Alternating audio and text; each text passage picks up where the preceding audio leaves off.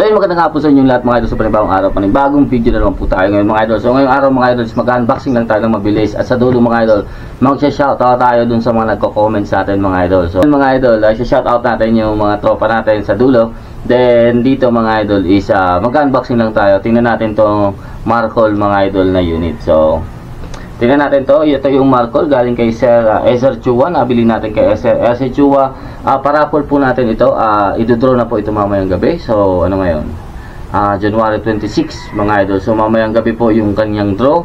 So congratulations po sa makakakuha nito mamaya. So napakaswerte nito mga idol. Yan. So pinarapol natin ito mga idol worth 270 per slot. So sa 58 na slots mga idol. So yan. So mabilisang raffle mga idol. Ito, tingnan natin.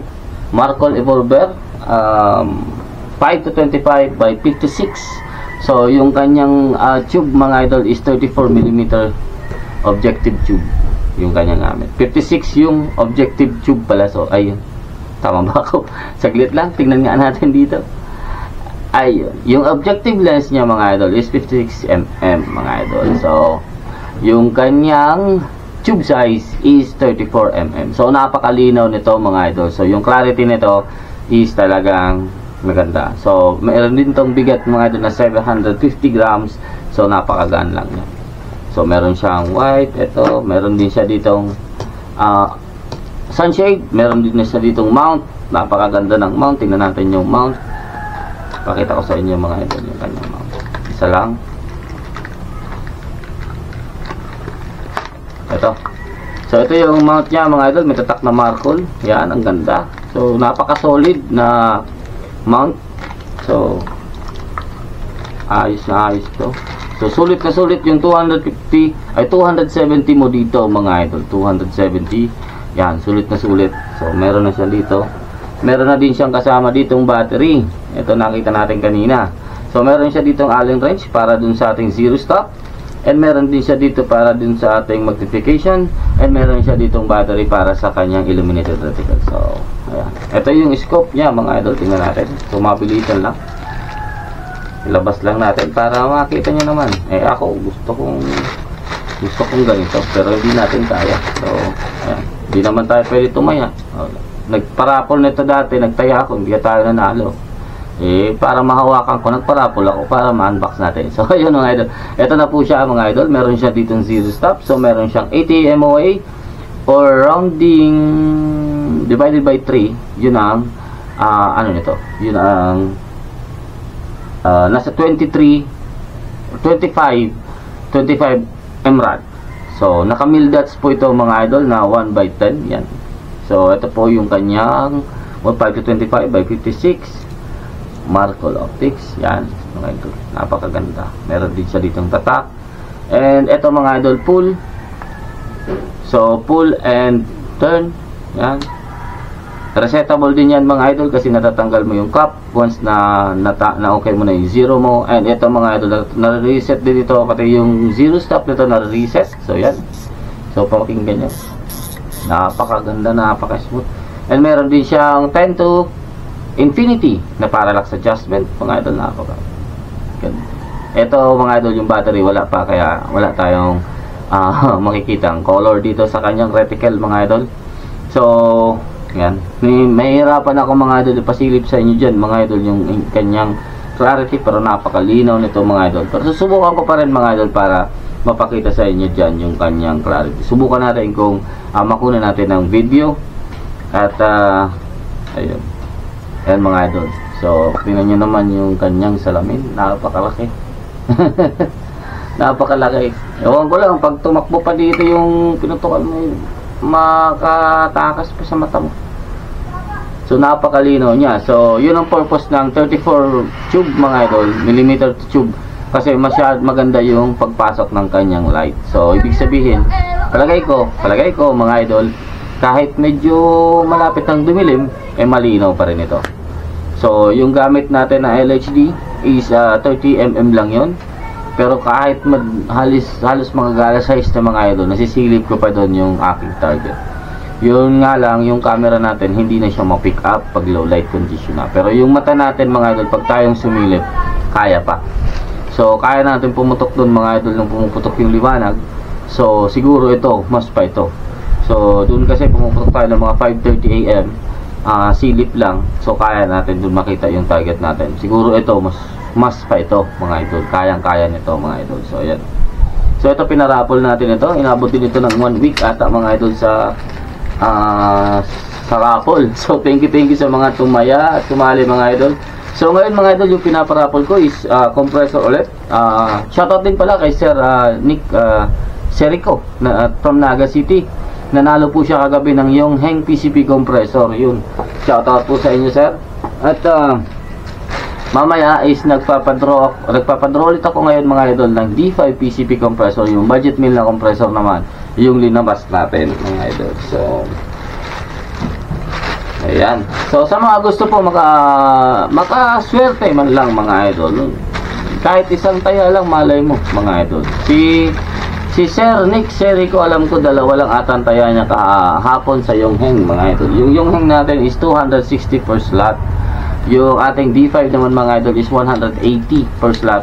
Pero pag tatlo po yung kinuha nyo, magiging 170 na lang po per slot yung ating bigay doon mga idol. So discounted po pag tatlo, discounted ka na ng 10 pesos per slot mga idol. So pag 5 yung kinuha mong slot, discounted ka na ng 50 pesos doon mga idol sa 5 mong slot. So ayan mga idol, ito naman walang discount kasi medyo mahal din talaga to. At sa mga nag-expect dun sa ating Arken Optics mga idol na pinarapol, is inalis ko po ulit yun kasi hindi talaga kaya, masyadong mahal po yung Arken mga idol. So 45k yung isang scoop. So hindi po matatagalan talaga siya sa ating parapol, kaya siguro ng mga bettors. Kaso syempre matatagalan siya. Nahihiya ako kay Sir Ezer Chua na magpa-reserve nung kanyang scope, baka hindi man natin mapadraw. So nahiya na lang ako, kaya kinancel ko na lang mga idol. Pero kung si Sir Ezer Chua willing sa atin mag-sponsor ng ganong klaseng optic, thank you. So ayan mga idol, shoutout muna tayo sa dulo mga idol, at shoutout natin yung mga tropa natin, mga nanood mga idol ng about dual regulator na, ay sa mga nagtatanong ng dual regulator mga idol, is meron tayong dinabas na video regarding doon mga idol. So panoorin nyo yun mga idol. Tapos susunod kong video dito mga idol, ay meron pa ako ilalabas mga idol, nasa edit mode siya mga idol, na challenge sa atin ng split a card. So ginawa natin siya ng 57 yards. So abangan nyo yun mga idol, o panoorin nyo yun mga idol. So meron din tayo mga idol na yung groupings na tinatanong ni Sir Dempsey Hunter na 5 cents sa 30 meters. So nagawa na din natin yun mga idol. Nasa editing mode pa lang siya. So hopefully ma-release agad natin yun. And yung regarding dun sa ating bagong tactical na PCP mga idol, so meron din tayong linabas na video doon kung ilan yung speed niya. Tapos binalik muna natin kay Sir Butch Mesa para sa counting adjustment niya. So may report tayo kagaling kay Sir Butch Mesa kanina na gagawin niya yung ating trigger assembly ng kaya mo magawa pwede mo siyang gawing pang woodstock and pang tactical. So gagawin ni Sir Bush, pwede nating tanggalin yung ating trigger guard mga idol kung in case na kailangan natin, gusto natin siyang isalpak sa ating woodstock. So napakaganda nun mga idol. So napaka gaan na yun mga idol. Pag nalagay natin yun sa woodstock, then yung ating regulator is pinasalpak na natin dun sa ating receiver para wala na tayo nung parang maliit na klaseng pleno mga idol. So pwede natin lagyan ng plenum or pwede natin alisin yon na iiksi yung ating unit. So may pinaputulan din tayo doon mga idol. So hopefully, sabi sa atin 3 days lang daw babalik na yun dito sa atin. So hopefully makarating na ngayon. Pero may pinaragdag kasi ako sa kanya, so gagawin pa yun. So okay lang naman sa akin kahit mga 2 weeks yun dumating. Ayun mga idol, hindi pa naman tayo rush at ganban pa. So shoutout muna tayo mga idol. Thank you. Game! So ngayon mga idol, mag-shoutout muna tayo sa mga sumusuporta sa ating video mga idol. Thank you po sa inyong lahat mga idol. Maraming salamat po. So dito tayo, shoutout kay Sir Marlon Salazar, yung shoutout po. Dempsey, alam mo si Dempsey Hunter ito yung nag-request sa atin na 5 cents pala groupings sa 30 meters. So nagawa natin yung groupings Siguro maliit pa sa 5 cents. So, pasok sa 5 cents. Kasi sing laki ng filter ng Yossi. So, kaninang umaga yon na ginawa natin. So, Hunter Shider Vlogs. Yun, shoutout po. Aliwas Hunter PH. Yun, wala yung PH niya, sir. Angel Susyon. Yun, shoutout po. Land Hunter TV.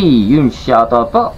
Emers Game. Yun, shoutout po. NJ39. Yun, shoutout po. Reynald Wild Hunters, yun, shoutout po. Hunter TV, yun, shoutout po. Hans Duran, shoutout po. Darfield, yun, shoutout po. B-Boy Darasin, yun, shoutout po. Okay, Cesar Bayon, yun, shoutout po. Malapit yung 30 meters na one set sa kanya. Hindi, sir. Mahirap yung request ni Sir Dempsey na 5 cents sa 30 meters. So, mahirap. Kakuting-ting, yun, shoutout po. Okay, hanap pa tayo dito, Raymond Morales, yun, shoutout po. Richard Hubo, yun, shoutout po. Bisayang Vlog, yun, shoutout po. Joel Igaya, yun, shoutout po. Joy Brian Dulay, yun, shoutout po. Pedong, yun, shoutout po. Boy39 Mix Vlog, yun, shoutout po. Richard Acheta, yun, shoutout po. Masinas Salex, Masinas Alex, yun, yun siguro. RJ Mendoza, yun, shoutout po. ERIC, yun, shoutout po. Edwin Ramos, yun, shoutout po. Rolando Bukad, yun, shoutout po. Bukid Lifestyle, yun, shoutout po. Ano pa tayo dito? Hunt Mazing TV, yung shoutout po. Dennis Vlog, yung shoutout po. Ronald Gueng, yung shoutout po. Roland Madis, yung shoutout po. Rolly Olsia, yung shoutout po. Mervin Gula, yung shoutout po. Backyard Farmer Hunter, yung shoutout po. B-Boy Darasin ulit. Okay, Jelly Ruales, yung shoutout po. Mugto Lagula, yun, shoutout po. Turugidyo, yun, shoutout po. Katrina Tapere, yun, shoutout po. Kay bro Papa Oski, yun, shoutout po. Walper Aquino, yun, shoutout po. Si Sir Walper, pasensya na, sir, na-delay talaga yung inyong D5. So naka-pre-order, pasensyaan nyo na po. Pero darating yan. Flores Mesa, yun, Sir Butch Mesa, siya po yung naggumawa sa atin ng ating unit, mga idol. So, Jason Lorzano, yung shoutout po. Regarding po sa unit, mga idol, antay-antay unit atin, mga idol, at binalik ko sa kanya para medyo may gagalawin pa lang konti. So, Angie Rivera, yung shoutout po. JJP Radera, yung shoutout po. Hunter Bloods, yung shoutout po. Michael Domingo, yung shoutout po. Okay, James J4, James, shoutout po. Omar Factor, yun, shoutout po. Okay, James Smith, yun, shoutout po. Andre Joe Menor, yun, shoutout po. Jerry Marneses, Harry Marnesesito, yun, shoutout po. Okay, hasa pa. Albino Aquino, yun, shoutout po. Mark Albert Lazala, yun, Mark Albert Lazala, yun, shoutout po. Ruel Andres, yun, shoutout po. Okay, James, okay. Anesito Olera, shoutout po.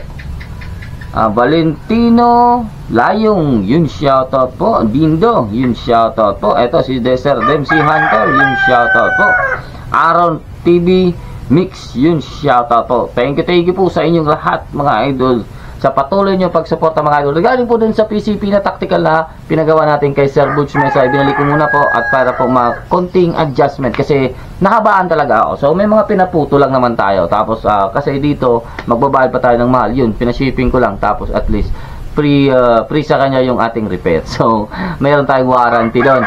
So pinaano ko lang, may pinabago lang tayo, baka baguhin din niya sa mga idol yung ating receiver. So yung receiver natin, mga idol, is gagawin ko pong mataba para may salpak na po natin yung ating tank doon mismo sa receiver, mawala yung parang plenum. Kasi meron naman tayong plenum in case na kulangan tayo ng plenum. Pero napakalakas ng plenum doon, mga idol, napakalaki na. pumalo tayo ng 1025 FPS mga idol sa nasa 1.8 up lang yun eh, kasi dapat ganito yung gauge na ginamit ko dun, yung parang bar, para makita natin yung mas maganda yung accurate kasi yung bar eh, mas madali mo siya mapinpoint kung nasaan ka ng location mga idol, unlike sa PSI mga idol, napakaiksi ng mga space nila kaya hindi natin alam kung ano talagang exact PSI na nakalabas sa output natin. Pero close siya ng 2000 and mataas lang siya ng konti sa 1.5, parang ganun. So anyways mga idol, yun, sana bumalik na ulit. Hopefully antayin na lang natin yun mga idol. So after gun ban siguro buo na yun, or ano, at least meron na tayong mga pyesa doon mga idol. So may nabasa ako dito ng comment sa akin na huwag putulan yung SNB. Hindi ko po puputulan yung SNB. Nagpagawa po tayo ng 14 inches. Inaantay ko lang kay sir kung nakakuha na po siya ng materials para mabayaran na din natin. At makakuha na din natin yung kanyang barrel. Kasi gusto ko mayroon tayong maiksi. Pero yung pinapagawa ko sa kanya, yung 14 inches na gusto ko or 15 inches is pwede po siya sa laro and pwede siya sa hunting.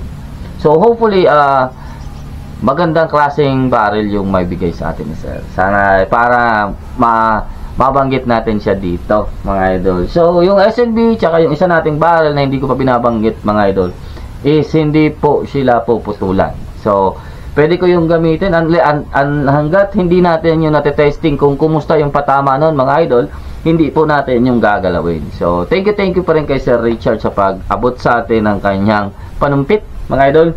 So sa mga lahat mga idol, thank you po sa inyong patuloy na pagsuporta. Iuuwi ko na itong aking unit mga idol.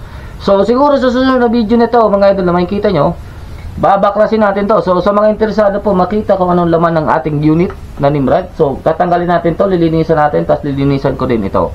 So yung most part na alam kong gusto nyong panoorin mga idol is itong laman nitong ating hammer o valve. So ilalabas ko po yan sa susunod nating video. Na-explain ko na din po kung paano yung ating gana ng ating regulator, bakit naging dalawa at paano po yan. So balikan nyo po yung previous ko ng video, meron po tayong ginawa kung paano tayo naging dual regulator. So hindi ko na po aalisin dito yung trigger mechanism, standard trigger mechanism na binaong ko lang yan sa kahoy. So ito lang po yung ating tatanggalin dito. Papakita ko sa inyo. Pwede na din yung paglinis kasi i-repair natin ito, lilinisan ko to. So baka makita nyo din mga idol sa video na yon yung paglinis natin ng ganito klaseng regulator, kasi babaklasin ko rin yan. So antag nito, titingnan natin yung kanyang internals at lilinisan na din natin. So nabuksan ko na po yan, pero papakita ko na lang sa inyo mga idol. So try natin yan.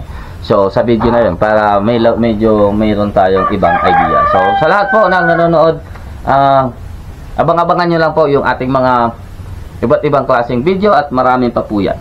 So thank you. Hanggang dito na lang. Take care. God bless. Peace out.